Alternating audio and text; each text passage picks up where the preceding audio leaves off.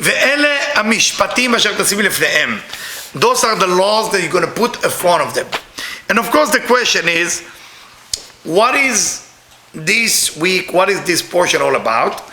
If we take it on a simple level, those are the laws they're going to put in front of them. In front of them is lefanehem. Lifnehem mean before them. Before them. The Mekubalim, all the Chachamim, all the sages, all the Kabbalists say, why it says to say before them? What is the before? What is the before? Which before we're talking about? And the idea is very profound. If you look at that, last week we studied Yitro. In Yitro, what we study? We study about Kabbalat Torah. We study about the Torah was giving to Am Yisrael, was giving to the Israelite. What did we study in the Torah? Mostly the relationship between you and God. That's basically last week Parsha. Here it says, "Ve'ele mishpatim asher tasim lifnehem." Lifne. What does it want to tell you? There is actually something that come before that. What can become before the Torah? What can become before God? The whole Parsha discuss what? How to behave with one person to another. So right now we learn something new. There is something more important than your relationship to God. What is it? How you deal with people. It's tough. Because you can become fanatically religious, have a big yarmulke, nice long beard, but then the wife or the husband or the friend or the neighbor, it's okay. It's okay.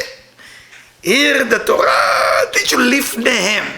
Lifne mean before you go and become like a great tzaddik, righteous. Maybe you should be aware how to behave. It's a very big lesson, to my opinion. I don't know if you find it fascinating. For me, it was like profound. Because what I want to talk about today was reincarnation, because the Zohar talk all about reincarnation. But when I saw that, and I saw that wonderful Rabbi Eliyahu Jian, great man from Jerusalem, he has a small place in Shuk Machane Yehuda, in the market of Machane Yehuda, down the street. He has the oldest shul ever been built in that area. Wonderful, wonderful Persian Bukharian rabbi. So he also teach Kabbalah, he teach reincarnation, but I love how he addresses it. He said, Lifnehem, lifne. You should think twice how you behave to people. If you want to know a person, how they doing, it's not enough just how good they are with God. Because sometimes when you're busy being good to God, you can skip people. And I would like to tell you a story. It really happened. I have to give you a story before that. There is a place called the Well of Miriam. Miriam was the sister of Moshe Rabbeinu, Moses. They say that in the desert, wherever the people of Israel walk, it was a well followed them. Normally a well stay in one place, and you go to the well to get water. No, in the desert was a special well. A well follow you. Can you imagine the well? Wherever you go, it follow you. That well has power. You drink from it, you cure all disease. All disease. You have problem in the skin, pour the water, gone. That well, we don't know where it is after Miriam died. The last person to find that well was actually Rabbi Isaac Luria, Ahari HaKadosh. Rabbi Isaac Luria. He said that well is exactly across from Rabbi Meir Balanes in the Sea of Galilee. So whoever go to the Sea of Galilee, touch the Sea of Galilee, or if you are in Israel and you take a shower, you drink water, and the water coming from the Sea of Galilee, you are actually receiving from the well of Miriam. That's how powerful. The story goes like that. There is this rabbi, very well-known rabbi, very famous guy. And he's stopped teaching because he started to have a rare disease in his muscles and in his skin. And he couldn't even walk. It was wherever he moved his hand, he started bleeding. So he became angry from being so nice. He sometimes, I don't know if you ever had a pain, God forbid, you should never have a pain in your body, but sometimes when the person gets sick or something become painfully, you're not nice. It's not because you are not nice person. It's so bad that you don't have it in you to be kind anymore. You lose it. So every Friday, the old days, those of you who've been in Ukraine, they still have it. The way they pull the water out, they have like a handle, and they pull the water out from the well like this with their hand. So they don't have a faucet like us. Till today, in area 5 hours drive from Kiev, in Mizebush. So they have farmer, they have this and that. And can you imagine, 150 years ago, of course. So Friday is almost there, and before Friday, people want to keep Shabbat, want to cook the food, dinner and everything. So the rabbi is so angry, so pissed, lost all his students. Nobody want to talk to him. He's sad. Nothing worked for him. He can't make a living. Nobody come to ask him question. He's sick. So where he put his anger at? Wife. I mean, who you gonna bank? I mean, you lost his student, you lost everybody, no customers. So the one person stay with you, your wife. Friday has arrived and said to his wife, go bring water. Don't you see I need to take a shower? Don't you see that? It's late. It's 20 minutes to Shabbat. The poor girl had to walk a little far, and the way they carry the water used to have like a piece of wood and 2 buckets in the end. So used to carry it. And she has no husband or son to help her. She had to do it herself. So she's very tired. It was a lot of snow outside, so it was very difficult to get there. Ice. So when she came back, she slipped, and the thing break, and the water fell on the floor, and some of the drops went on the skin of her husband, and he started screaming at her. Screaming at her so bad, what's wrong with you? I need this water for the food, I need it for Shabbat, I need to do that. And she started shaking, and she almost died from the screaming.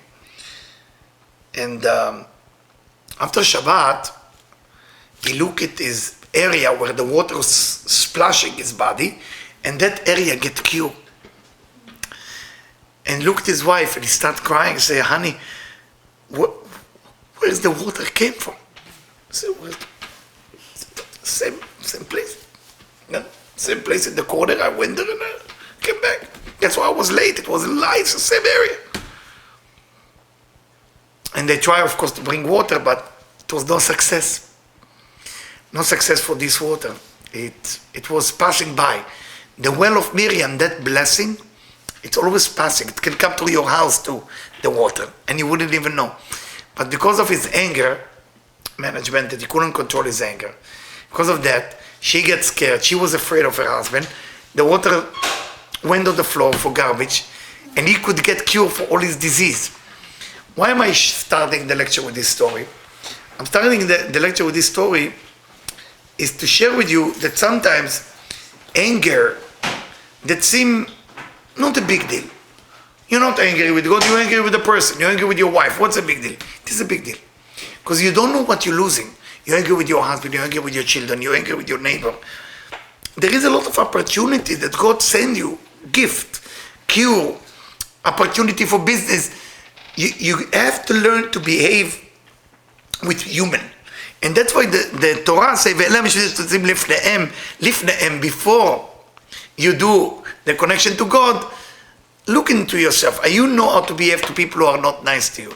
Are you know how to behave to waiters who forget about your dish? You know, you order pizza, you get, I don't know, French fries. You start screaming, where's my pizza?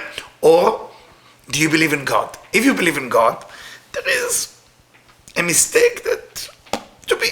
And my friend, I'm sure, listened to me from Miami. His name is Daniel Zinker. He teach me this lesson. It's not mine. So we were in a restaurant. One of the worst, lousy service I've ever been in my life. And I can't believe I'm in a business meeting with him, and we're sitting together. And he's more delicate than me, meaning he wants something, it has to be perfect. And I'm sitting with him, and he's inviting me. I said, Danny, what is this? You order the food, nothing is happening. I start getting annoyed. I said, excuse me, where's the manager? What's going on with the food? I mean, they said me, how's your waiters look like? I said, when she left, she was young. I said, I don't know how she looked like. I don't know. It was, I don't know where is she. But my own client, my own student, if you want to call it, whatever you want to call it, he said, Eliyahu, let's play a trick here. So what's the trick? So we're going to give her the biggest tip ever somebody ever gave her. I said, no, Danny, we're going to do that. Everything that she did was wrong. Everything, like she brings soup, she brought fork with it instead of a spoon. Everything can go wrong. We asked for napkin, she never arrived. Everything can go wrong. Said, do you mind get us a pita bread so we can do a blessing over that? She brought us water.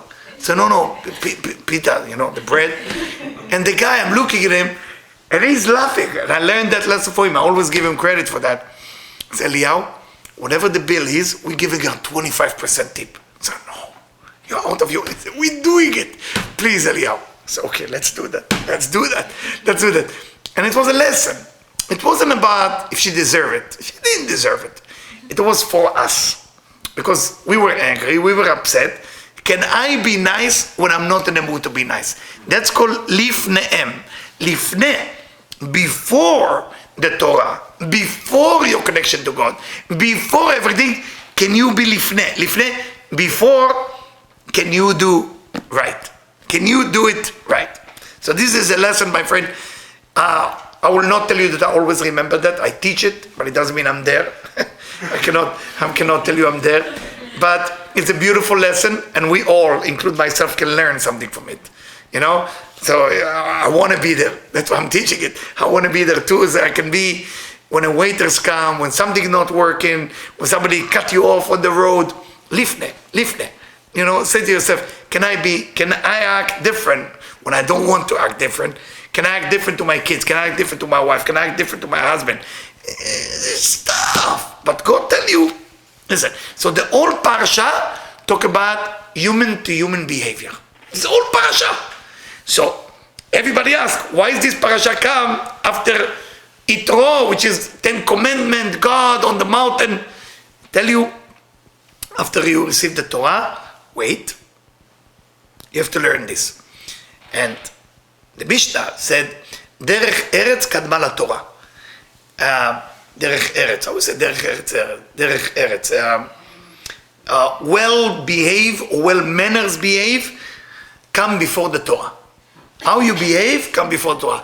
And we see today a lot of time, unfortunately, people can wear yarmulke, long beards and everything, but include myself, and we forget to behave nice. I always tell my kids, please, when we get out of the house, put a hat. And they say, why? I say, I don't want somebody with yarmulke and beard sometimes to do mistake. They say they're all the same. If we do mistake, you go to see a movie theater, put a hat, please. I said, if they see a guy with yarmulke and my popcorn fell on the floor, and the other guy judge, it's not good that people think that all the people who with yarmulke or study Torah are bad. We all gonna do mistake one way or another. You're all gonna do mistake. But when it comes to human being, we gotta find a way. We gotta find a way to do it, to do better job. And I'm sorry I'm going long on that part, because I feel it's necessary, okay? That's one commentary. Second commentary, Lifne'em, whatever happened to you before. אלה המשפטים אשר תשים לפניהם. Tell us the Zohar, when you open the Zohar, in the beginning, I'm going to read to you what the Zohar said in Aramaic. פתח רבי שמעון ואמר, open רבי שמעון and say, ואלה המשפטים אשר תשים לפניהם. This is the laws that you can put in front of them. תרגום, ואילן דיניה, תסדר כאן מעון, those are the laws that you can put in front of them. אילן אינון סידורין דגלגולה. Those are the order of reincarnation, the order of your soul, that every person coming here to this world to receive their punishment. Scary, right? Punishment. It didn't say to receive the reward. It will sell better if you say, receive your reward. Everybody come to this world for what? You've been rewarded, so we want to give you a gift. That's why you came back to this world. No. It's a tough start. Which means if you have to sell a product like this, you most probably will go broke. If I tell you that the reason you came to this universe, the reason you came to this universe to get punishment, you will tell me, Eliyahu, maybe it's not a good idea to come here to this world. Well, let's put it this way. If we are here in a life, in this world, we've been punished. You want to know why you are here? We've been punished. This world is only for one reason. You come to pay back something that you owe. We think we are here to see a good movie, a good show on Netflix, drink a new water, eat a new salad, come up with a new ice cream flavor that I never tasted before. Every day, when I was young, it was maybe 3 or 4 flavors to ice cream. When I came to America, I saw all of a sudden 200 flavor, with pretzel, salty, not with salty pretzel, with caramel, with cherry, no, it was 4. It was chocolate, vanilla, I think it was vanilla with cherry, and another weird taste that nobody buy. That's what, you go. Today, 200 flavor. Keep us busy. Keep our body busy with flavoring. Salad, what salad used to be? Lettuce. That's it. Go home. Today, you have cucumber, tomato. You have zucchini that fry, and onion a little bit on the side. Now the dressing, complicated. You got dressing. I'm telling you, you go to Whole Food. You're going to see 200, you have no idea. What is the winner here? I have no idea. It used to be Thousand Island. Then go home. You put ketchup and mayonnaise and you in. Now it's a mustard with the thing, with the no sugar, sugar-free, no, this, organic. What's happening here? You know, the salad is warm and cold. It's sour and sweet. It's a little bit bitter, but it gives you a little bit twist. In the end, it's crunchy, but it's actually soft. What am I eating here? What's going on? Because we need to be convinced that this world is a rewarding. The Zohar, not the Zohar, Rabbi Shimon himself. דנו כל אחד ואחד לקבל עונשה. You want to know why you are here? You are here to be punished. Not a good product to sell. How do I sell it to you? How do I sell it to you? I'm even afraid to buy that first verse. I can't. Whatever I look at it, it's a little negative. Why could Rabbi Shimon can say, hey, listen, this world is mostly rewarding. Here and there you're going to get punished. Here and there. Don't worry about it too much. No. This whole universe, one reason, you're here to be punished. The people you meet, I don't want to make fight between husband and wife. Sometimes the husband, the wife you marry to, it's your punishment. What are you looking at? You look at your husband, somebody doesn't listen. He give you the headache. Your punishment, what do you want? You're supposed to be punished. They give you the right husband to punish you. What about the wife or the husband? Sometimes the husband get angry. That's his punishment. Everybody get, sometimes you get it through your partner. You have a wrong partner in business. Punishment. Sometimes the children, God forbid, that's a nightmare. You have a children exactly like you. That's your punishment, right?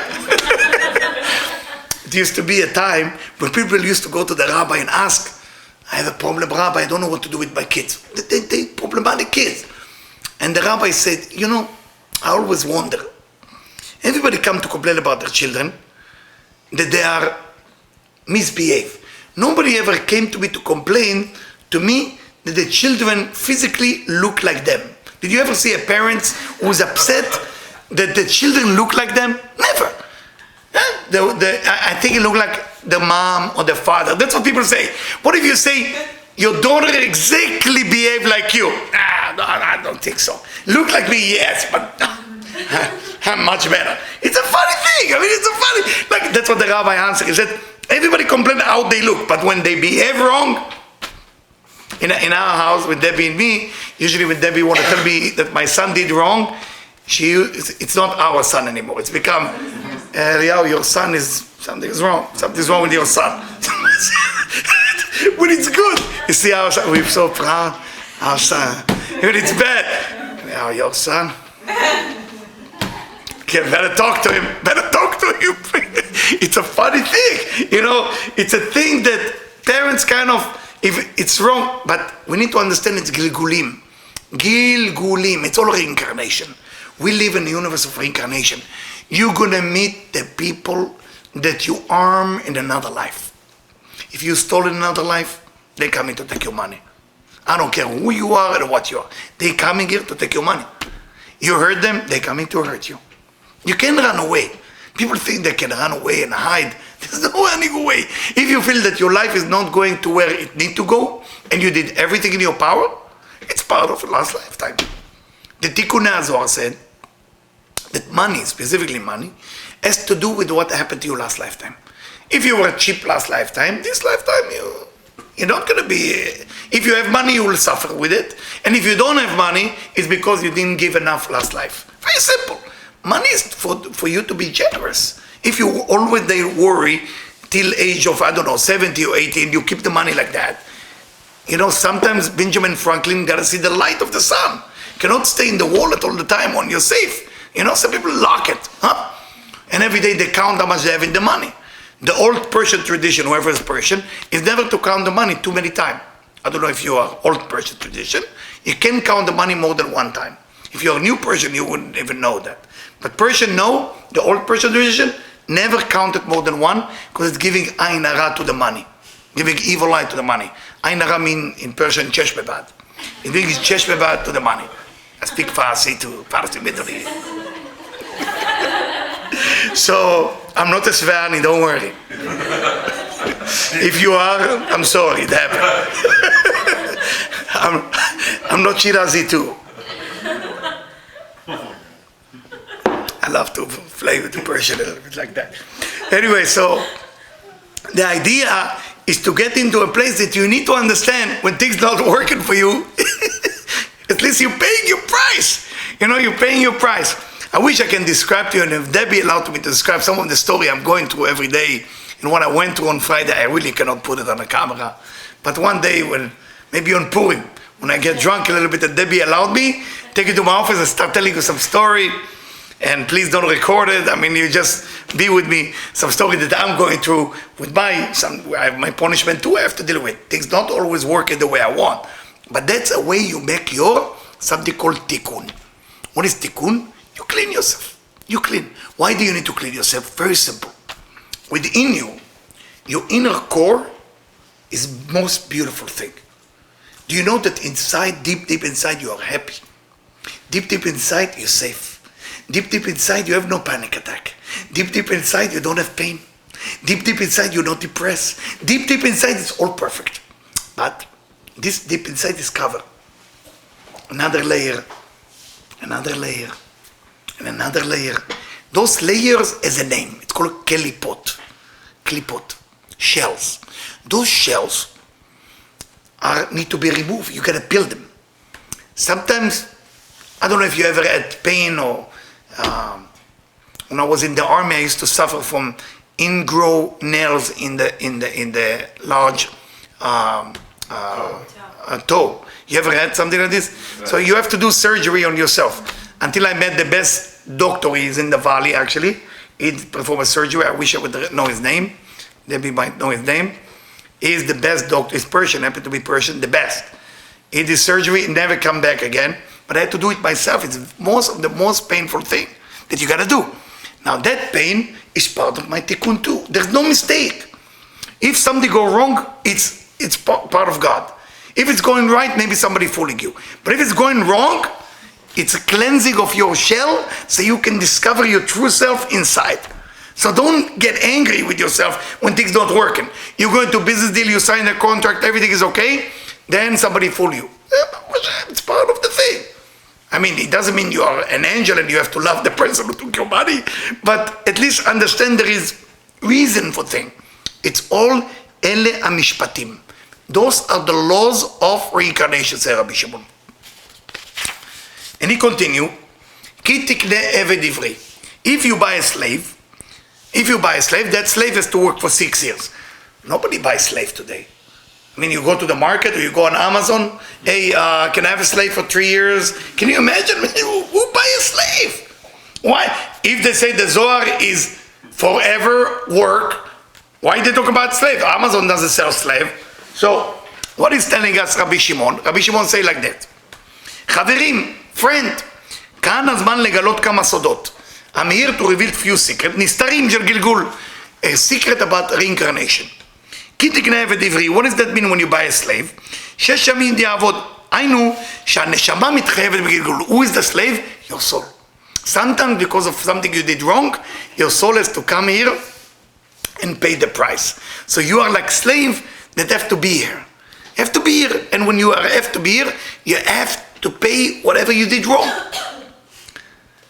או מחמת עוונות, either you did something wrong, או שלא השלימה בחיי התורה מצוות, or you didn't do enough study of spirituality, תורה, או you didn't do מצוות, או you didn't do precept. מחייבים אותם לחזור לעולם הזה להתלבש בגוף. In heaven, the angels and God and your soul sitting together. There is a gathering, like a board meeting.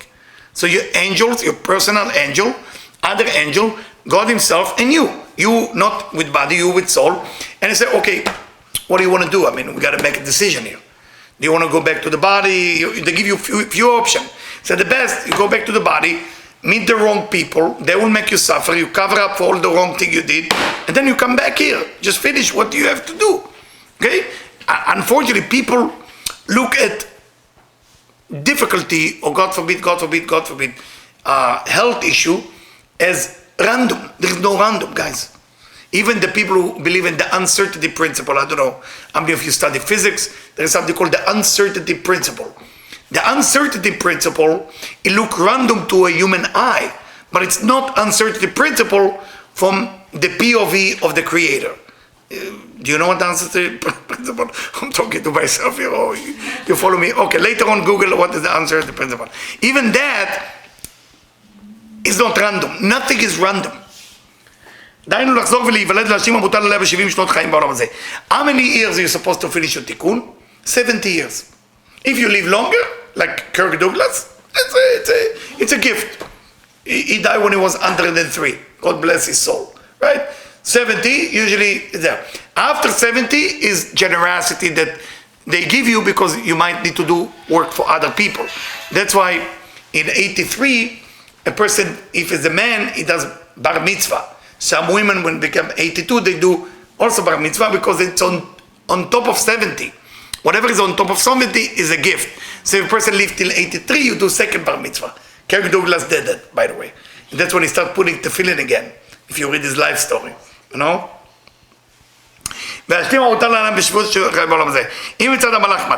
So every person coming from different source, different place, to finish what you come here to finish.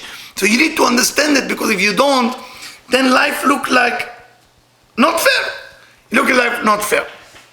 In the book Kerem Shlomo, I explained this lecture to Israeli today.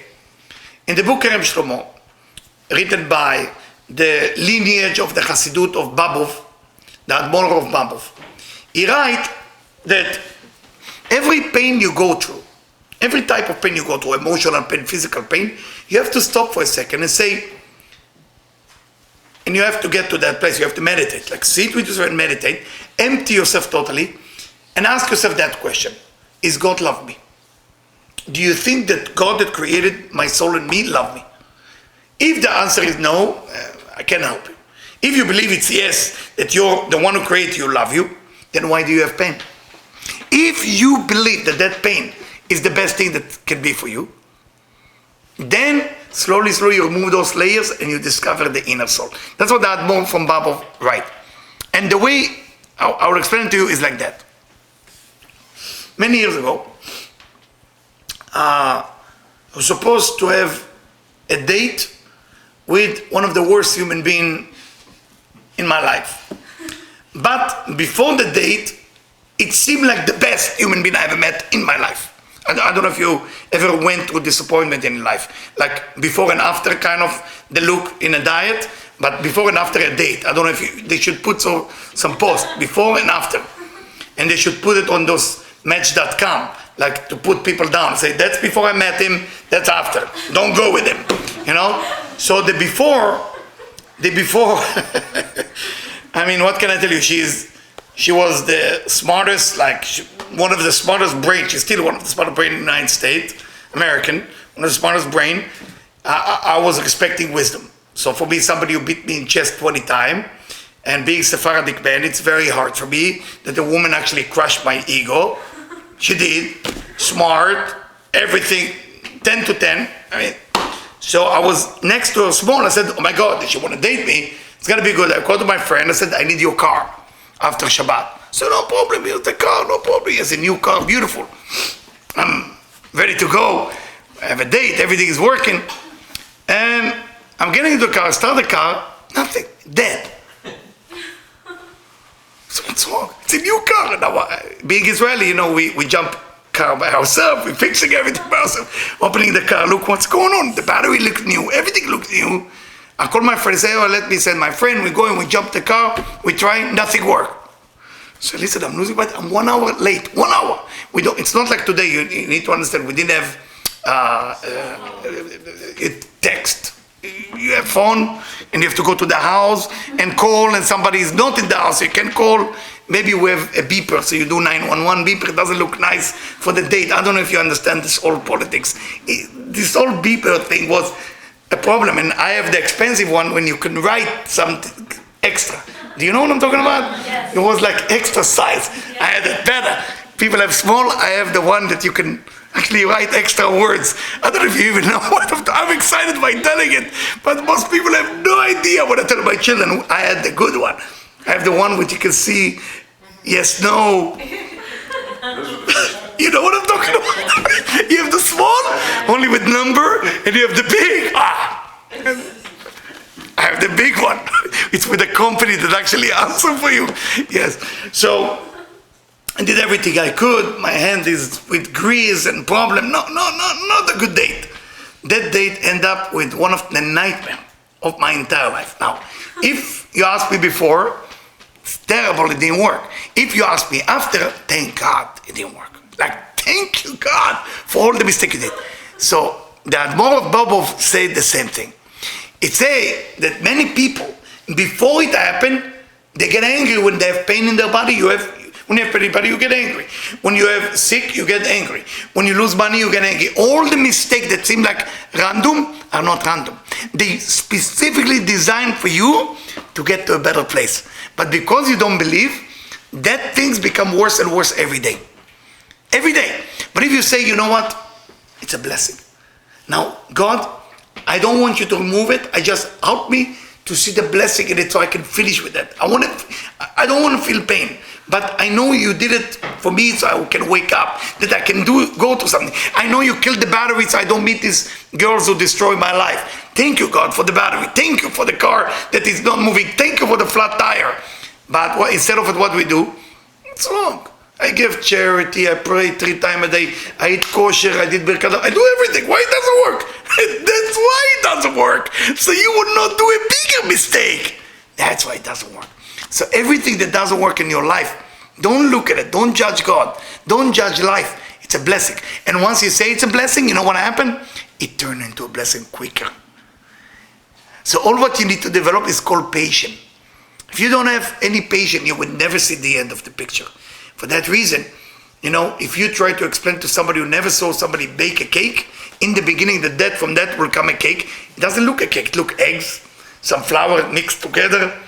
You put sugar on the egg. What is that? Omelette with some flour. And what is this? But in the end, you slice the cake and you give him with a piece of cake with a tea. Wow, it's good. Patient. You had to wait 45 minutes or 1 hour. Patient. Now you see. Unfortunately, we are in a time now which is very difficult for people to have patience. We're in a microwave generation. This most of you, actually, some of you are my age, right? Or older. So, in the old days we make popcorn, you just put the seed, basically, put the oil, and you don't know if it's ready. So you have to look from time to time, and the popcorn is coming out of the pot. Today, you have a bag, you throw it to the microwave, you don't even know what's going on. God forbid that you even have to guess 3.5 minutes. You have a popcorn, say, in the microwave, which is not healthy, and you press it, and it's ready. That's it. You don't even need to think. We're a microwave generation. That's what we are. Everything has to be quick. If it's not quick, not good. Everything has to be ready. Quick, and now. We're missing. My grandmother, when she make a dish for Shabbat, it has to be cooked 12 hours. She have this little thing, one pot, little fire from below, and it was cooked forever, never end. This cooking never end. But you need to test it, different flavor. Today, everything is ready, good to go, frozen. You open it, throw it into the oven. After 10 minutes, you eat it. You are happy. No wonder everything is impatient. In impatient, you know what you got? You got gurnish. You got nothing. That's what you got. You got zero fulfillment. You want to enjoy life. Start to be patient about life. Start to understand there is a reason for everything. It doesn't mean that you use it as an excuse not to be fast with other people. Don't use it as an excuse to be slow. I see some people riding on it. The patience is for you, not for the other person. It's like in Israel, when I teach in Israel the concept of you have to learn to wait a second and to be patient. All of a sudden, in the end of the lecture, I did so bad. You know what everybody said to the other guy? Wait a minute. Say, no, you wait a minute. So, no, you wait a minute. No, you wait a minute. The whole lesson is for you to wait, not for them to wait. Now, you see, there's something wrong with you. No, the lesson is for me, not for you. I need to learn to be patient, not somebody will be patient with me. So if you ask somebody to be patient with you, you're missing the whole idea of reincarnation. Good. And we continue. Now, why we have to mention the soul as a slave? Why? I don't think any of you for a second think that you might be slave. And none of you will be excited if I tell you you're very lucky, you're a slave. If you were Muslim, in Islam, being a slave is a reward. Only in Islam, they call somebody Abdullah. I don't know if you speak Arabic, most of you don't. Abdullah means Ibad Allah, the servant of God. If you understand Arabic, that's what it means. Abdullah. The Ibad means a servant, Ibad Ivri. Allah means God. You are the servant of God. Why is it not excited for people to hear, Psh, you're a great slave? Nobody like it. Here the Zohar said, Eved Ivri, and in the 7 he go free.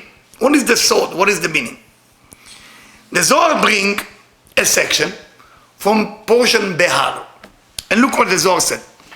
זכרנו את הדגה אשר נאכל במצרים חינם. When the Israelite complained to Moses, what they complained about? We remember the fish that we ate for free in Egypt. The flavor of freedom was to eat for free without you pay for it. That was the true essence of life. Tell us the Zohar, that's what makes you slave. If you're looking to get everything for free, you're a slave. You're a slave to your selfishness. You're a slave to your stupidity. Everything which is free is slave. That's how you become a slave. Try to look for things not to be for free, not to earn it. Earning it means you are the boss. You are the boss of your life. And the Zohar continue. Belo baracha. Things which are for free has no blessing in it. No blessing. Because when you get things for free, you're losing respect. You're losing respect. I see a lot of time, a man, I don't want to crush a man, let's talk about women. A woman, she talked to her husband. I always talk bad about men, it's time to talk about women a little bit. So a woman talked to her husband, crushing him in a restaurant, crushing him. You know, especially if it's Jewish, you know, usually you say that Jewish men and Japanese wife are equal in the level of humiliation. It's like how low it can go. You ever see a Jewish man order food? I mean, I don't try to make fun of Jewish men now, but the man he tried to order food, this thing in the restaurant, and I'm looking at the menu, and the waiters come, and he's afraid to ask what's on special. So he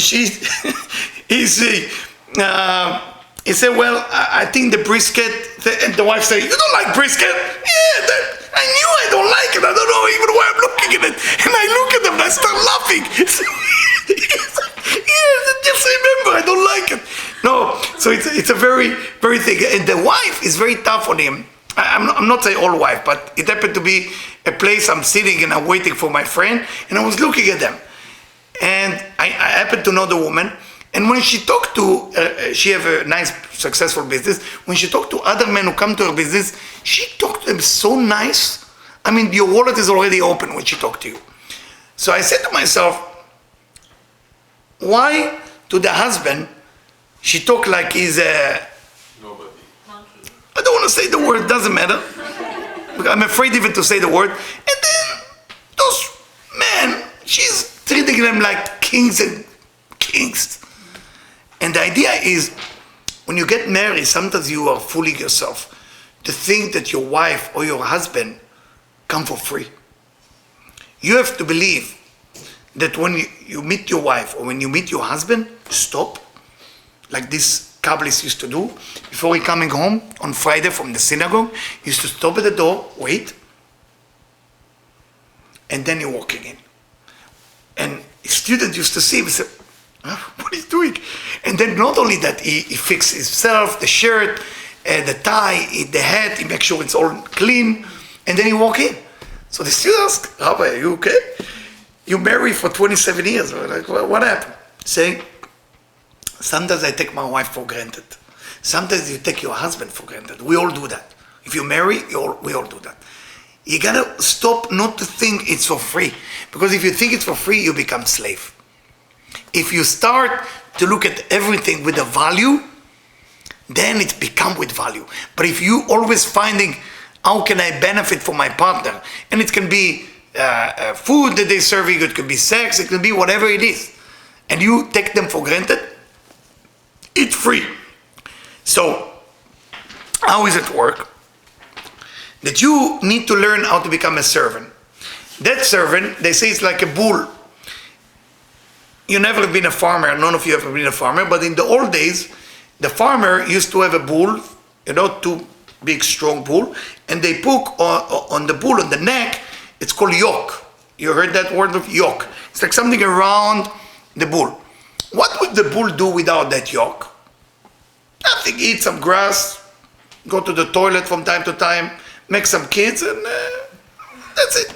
With that bull, would ever think to work the ground and grow some wheat, that after that food will be eventually for him and his children? No, the bull. So you need that yoke. The same thing with the human being. We are here as a product of our master. And I know that some of you disagree with that. And I'm not here to make you more religious or less religious or more spiritual. It's not my job to be your preacher. But it's just a reminder, who created you? Your parents, your father and mother. Your father gave the sperm, the mother is the egg. That created the body. That created the vessel. The soul was given by the divine. It was giving you a chance to come back and fix whatever you need to fix. Just be aware of that.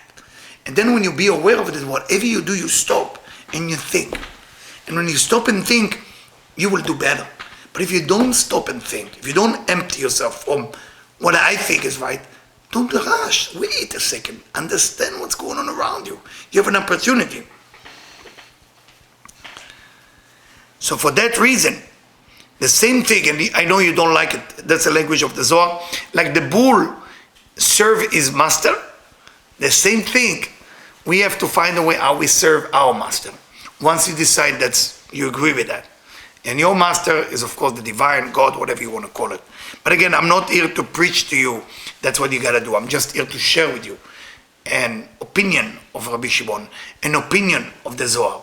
And the reason of reincarnation is that you keep coming back here to be tested in that area. And if all what you want to do is how to become the boss, how to become the leader, how to become the only one, the chosen one, whatever you want to call it, it's nice. But don't fool yourself.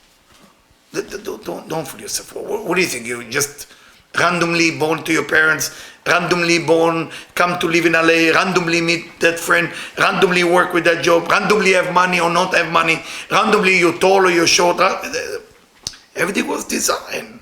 You've been designed body-wise, soul-wise, with a certain disease that you're going to have, a certain success you're going to have. Everything about you, the whole movie is already been written. Almost when you go to a movie theater, and you have that, in the old days they used to have the, basically, motion picture. It was motions. It was moving, and it was a film. But if you take the whole round thing, the end of the movie is there. I don't know if you know about it.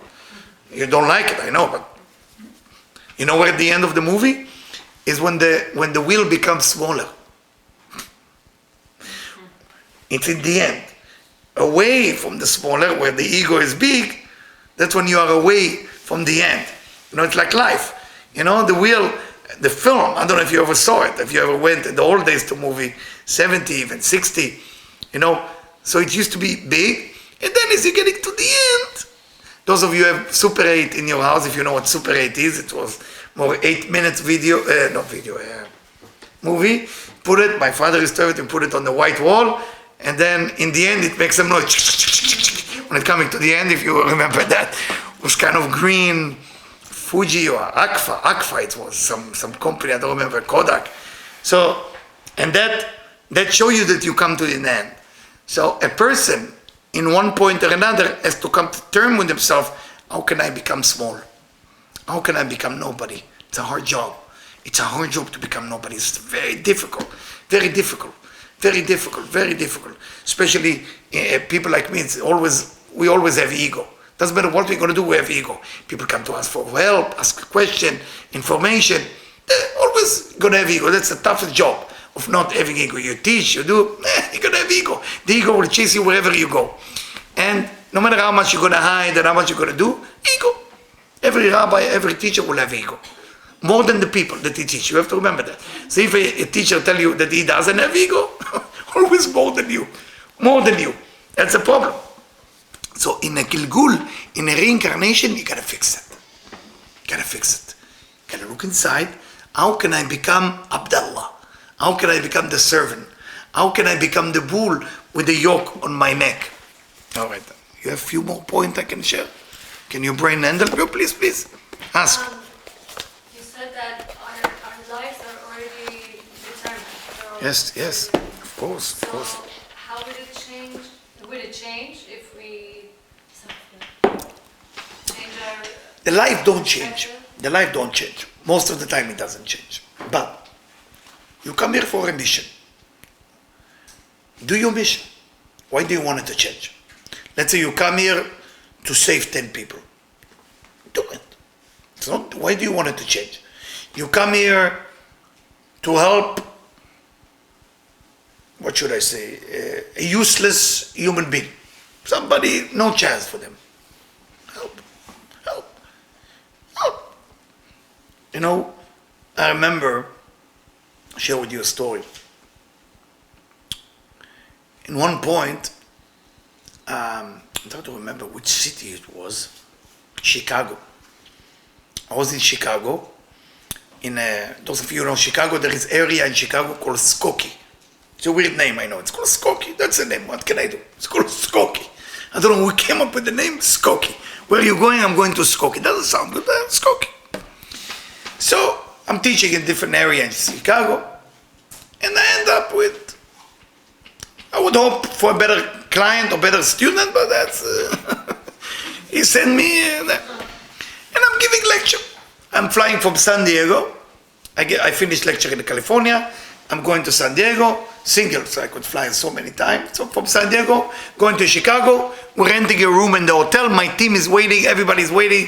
Eliyahu arrived, and I'm arriving, important guy. I was on the news, I was on TV, radio, paper. Ego is up. I want to say half of the room was empty. Let's say 85% of the room was empty. So it's like a beautiful movie theater. Like I used to fill up places like that, Washington, San Diego place, and I'm looking to the curtain like that in the back. I'm looking, and my team is with me. Make me tea. Do you want tea? I say, what tea? What's going on here, man? What's going on? I mean, I flew all the way to Chicago.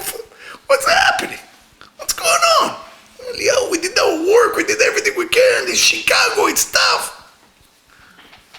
And that is in the city, not in Skokie. That's prior to Skokie. So, okay, Baruch Hashem, thank God. Okay, I have to be a servant now.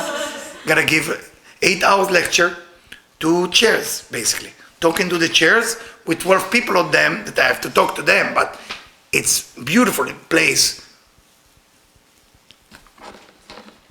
I'm talking and talking and talking. And I'm talking to myself in my head. So instead of giving nice lecture, in my head, whatever going here sounds beautiful. Everybody, nice.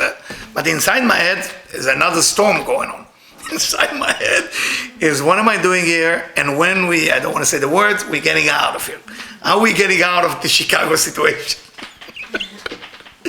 I have to stay there for 2 weeks because I'm planning for a lot of appointments. Usually after I'm giving lecture, there's 100 appointment, then I'm staying. So I have the ticket for 2 weeks after. And I'm staying there, and I'm thinking about the hotel, the cost, the car. It's not good. This whole thing look like seriously minus. I don't have the money because I plan on having to pay, young mind. And I have my team, so I have to pay for them too. It's a lot of problem coming down. So while I'm teaching, my head is in, what do I do with this guy? I don't need this guy. I gotta go home. This gotta go home. The hotel is very expensive. I gotta go to somebody's home, and everything going into my head. And I say, Eliyahu, you broke. You understand that? You broke. You can't stay here. What I'm teaching, and in the end of the lecture, the worst guy that asked me the worst question come to see me. And I'm telling my team, I said, gotta get this guy out of my way. Please, I had enough tonight, I'm sweating. Please. And I'm running to the left, he's chasing me. I'm running to the right, he's chasing me. Everybody dressed nice with suit, and this guy is messy. Smell bad, look bad. I don't know how he entered there. So I'm looking around, and in the end of he's also Israeli, so he speaks my language. He heard what I say to Moshe, my friend. And so, Eliyahu, אני רוצה לשאול, I want to ask questions. This tikkun is not ending. Yes, what's going on? What's happening? Say, do you have a car?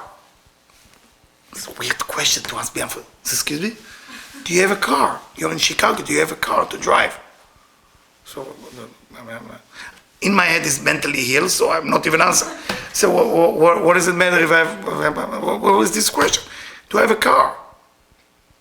I said, no, I don't have a car. What's your problem? Why? You want to ask me something about the lecture, please? So no, do you have a car? I said, I don't have a car. So, okay, do you have a place to stay? So I said, this guy want to kidnap me? I'm nervous now. I said, no, I don't have a place to stay yet. I'm working on a hotel. My team working on it. We have some problem right now. He said, listen, I have a very big home in Skokie, and I have extra car. Maybe you need to work, you need to go around, you need to be in Chicago. This is my address. He gave me the note. And there is a card. I just knock on the door. I know you're going to finish later. You can come at 1 a.m. Don't worry about it. So in my head, remember, this is how judgmental I was. I said, this guy is want to do something weird with us. I'm not happy with this. So I tell my team, I said, guys, what's going on? Do we have a place? Did you arrange everything for tonight? So God bless Moshe. Moshe is all over the place. It's a guy, I don't know, he believes in Hindu, and I'm not against Hindu, but he's one of those guys who's up there with the chakra, but the chakra of manifestation never happened. All the 6 chakra is good, but the thing of putting it down, say, Moshe, what's going on? So, yeah, what's going on with what? With what? Sleeping. We have a team of 5 people. Where are we sleeping? I didn't know I was sleeping here, so where are we sleeping? There's a night time. In night, people go to sleep. What happened? Oh, yeah, I forgot to arrange it. Oh, really? What's happening? Did you rent a car? What car? Car! I'm losing a car and place to sleep and food to eat. We have a team. I'm embarrassed. I said, this guy, I'm going to call him tomorrow. No big deal. So we don't have anything? No, nothing. So this is nightmare. This is a nightmare. And I'm embarrassed to call the guy. I'm embarrassed. I just met him. So that's from Tikkun, Baruch Hashem, from God. I think his name was Ezra. I said, Ezra, I know it's late. It's midnight. I don't know how to put it in words. I said, don't worry about it. You want to come? In my head, I said, no, I don't want to come to Skokie. I don't even know what Skokie is. I say, well, the car will be outside in the driveway. If you guys leave late, I will give you the key. We have a whole bedroom and everything like that. Do not worry about anything. And tell us if you need special food. So this is not happening. This is not real. Going to his house. Swing back. 1:10 a.m. The garage door open. We're going in. And we're going to date. He told me turn left. Don't make so much noise. Don't wake up my wife. Then sleep. All night I'm thinking, what is going on here? We judged the guy. Nothing worked right. We had a car. We had a place to sleep. He never tell us when we need to go. He said, do your mitzvah, do your right thing, and you stay here. And they have a son. Their son he used to be a little weird. So he used to tell us how he teleported himself from one place to another. So of course you have to be nice because he's staying there and he can't hear the story anymore, but the guy was really believing in it and used to do those things. Years after that, guys, I'm now jumping because we don't have that much time. I'm giving a lecture in the city of New York. Large crowd, 400 people, nice. I'm finishing the lecture. A woman and a man come to see me. Say, Eliyahu. Say, hi. You remember us? Say, you look familiar? I'm very bad with name. Help me out here. They say, Chicago, Skokie. Yes. Yes. So I know you. And I said, it was the mother and the son. I said, where is Ezra? They told me Ezra passed away, unfortunately. He gone. I remember that he told me that he's sick. And he told them, like before he died, he said, I'm glad I was able to do good things to those group of people. I remember that. Because he had a very bad cancer that he survived for a long, long time with that. The doctor couldn't understand. So he always tell them, I did this one good thing that I remember. That what I'm trying to tell you with this story, guys, I don't know about you. Sometimes I can become judgmental. And I don't see the whole picture. Be patient. There is reincarnation rules that I always forget, and I don't want you to forget. Try not to forget the people you meet, the wrong people you meet. Sometimes have a lesson to teach you too. Not just you to teach them. They come to teach you. You know, your father, your mother, your kids, your neighbor, your partner. People come to teach us. That's a true essence of reincarnation. When you can wake up in the morning and say, okay, what is not working in my life? Second question, what can I learn from that? Third question, can I empty myself from all judgment and be a receiver to the information that God wants to give me? And if you can do it once a week even, once a week, empty yourself, empty. I tell you something that I do, but I don't want you to give me respect for that because I don't do it that often. So I'm not trying to be like a big shot, I'm doing it and you don't. I don't do it that often. Sometimes I do it. Sometimes I sit, I empty myself, and I said, I don't even know what's my name, God. I don't even know my soul. I don't even know what planet I'm on. I don't know anything. I empty myself from all information that I think I know or I value. And then I say, God, please give me some information that I know what's going on in my life. Please tell me, because I have no idea what's going on. And then I promise you that you will know. You will know why you are with these people. You will know why you are with this husband, boyfriend, girlfriend, partner. You will know why. And then when you're going to know why, you're going to be happy. Happiness comes from within, not from outside. So I want to send you with this. I don't want to make it too long. Just with that. And hopefully you will start finding out that in your life, even things that don't work in are blessing, B'ezrat Hashem. Thank you for coming tonight. I appreciate it. Thank you.